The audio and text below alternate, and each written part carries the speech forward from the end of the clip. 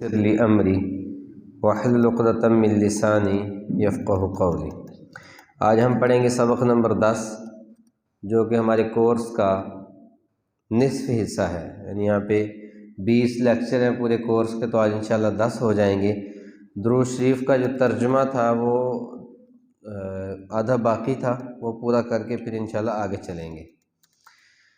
اللہم بارک، اللہم صلی علی محمد، اے اللہ درود بھیج نبی کریم صلی اللہ علیہ وسلم پر، وعلی آل محمد، اور محمد صلی اللہ علیہ وسلم کی آل پر، کما صلیت علی ابراہیم، جیسے کہ آپ نے درود بھیجا ابراہیم علیہ السلام، وعلی آل ابراہیم، اور ابراہیم علیہ السلام کی آل پر، انک حمید مجید، بے شک آپ تعریف کے قابل ہیں اور بزرگی والے ہیں۔ یہ تھا حصہ، ہو گیا، یہ حصہ باقی تھا۔ اللہم بارک علی محمد وعلی آل محمد۔ بارک کا معنی ہوتا ہے برکت، عطا فرما۔ اس کی تصحیح میں نے کروائی تھی کہ ہم یہ جو مبارک دیتے ہیں وہ مبارک ہوتا ہے، وہ مبارک نہیں ہوتا، جیسے عید مبارک، شادی مبارک، اور کچھ نئی چیز لئی تو اس پہ ہم کہتے ہیں آپ کو مبارک ہو۔ اللہم معنی اے اللہ، بارک برکت عطا فرما، علی محمد محمد صلی اللہ علیہ وسلم پر، وعلی آل محمد، اور محمد صلی اللہ علیہ وسلم کی آل پر، کما بارکتا، جیسے کہ برکت عطا کی آپ نے، علی ابراہیم ابراہیم علیہ السلام پر، وعلی آل ابراہیم، اور ابراہیم کی آل پر، انک حمید مجید، بے شک تو ہی تعریف کے قابل ہے اور بزرگی والا ہے۔ اس کے بعد فعل ماضی پڑھا تھا 9ویں سبق میں، آج ہم پڑھیں گے سبق نمبر 10۔ بسم اللہ الرحمن الرحیم، رب اشرح لی صدری ویسر لی امری واحلل عقدۃ من لسانی یفقہوا قولی۔ سبق نمبر 10 میں ہم پڑھیں گے دعائیں، یعنی یہ سبق آج نماز کا آخری سبق ہے۔ اس کے بعد قرآن مجید کا ترجمہ شروع ہوگا۔ نماز کے ترجمے کا یہ آخری سبق ہے، جو کہ 10واں سبق ہے۔ دعاؤں کے ساتھ ساتھ گرامر میں فعل ماضی میں سے یہ 4 الفاظ ہیں، نصرہ، خلقہ، ذکرہ اور عبدہ۔ نکات تعلیم یا شوق میں بھی ہمارے لیے کوئی نئی بات ہوگی۔ اس سبق میں کل ہیں 14 الفاظ جو کہ قرآن مجید کے اندر آتے ہیں 928 دفعہ۔ دعاؤں میں نماز میں درود کے بعد رب اجعلنی پڑھی جاتی ہے، وہ بھی پڑھ سکتے ہیں، لیکن یہ جو دعا ہے یہ سب سے جامع دعا، اور جناب رسول اللہ صلی اللہ علیہ وسلم ہر نماز میں نماز کے بعد اس دعا کو لازمی پڑھتے تھے۔ آپ صلی اللہ علیہ وسلم کی پسندیدہ دعاؤں میں سے یہ ایک دعا ہے، ربنا آتینا فی الدنیا حسنہ۔ یہ تلفظ بھی ٹھیک کر لیں، کچھ لوگ، کچھ ائمہ بھی بلکہ یہاں پہ حسنہ پڑھ جاتے ہیں، لفظ حسنہ ہے۔ ہم دیکھیں اکثر تیزی میں آپ نے بھی سنا ہوگا ربنا آتینا فی الدنیا حسنہ، حسنہ ہوتا ہے۔ ربنا اے ہمارے رب، اس کا ترجمہ آپ پڑھ چکے ہیں، ایک پورا ٹیبل آ گیا، ضمیر متصلہ کے ساتھ آیا، میرے ساتھ دہرا لیں، ربہ، ربہم، ربکا، ربی، ربکم، ربنا، ربہا۔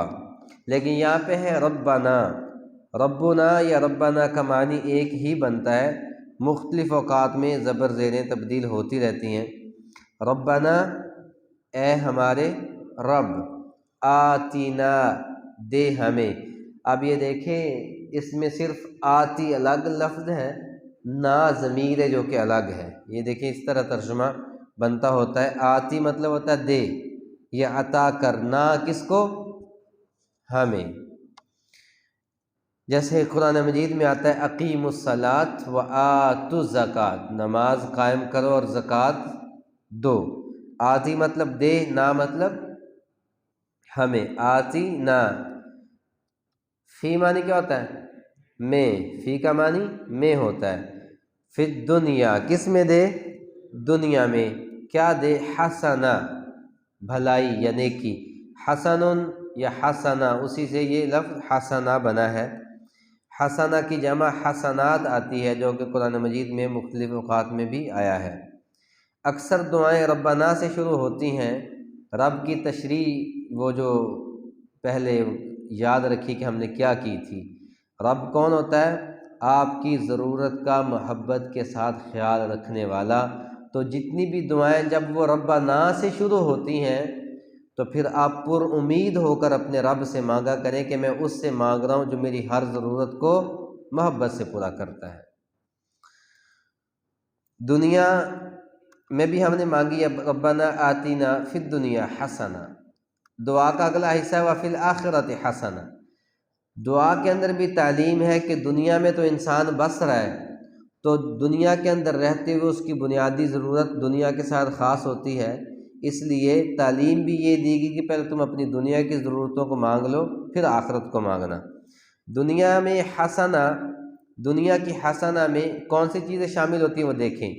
سب سے پہلے ضروریات زندگی ہے، وہ صحت، خاندان کی فلاح و بہبود، عزت وقار، مال و دولت، نوکری، تجارت، خاندان، بچے وغیرہ، یہ دنیا کی حسنہ ہے۔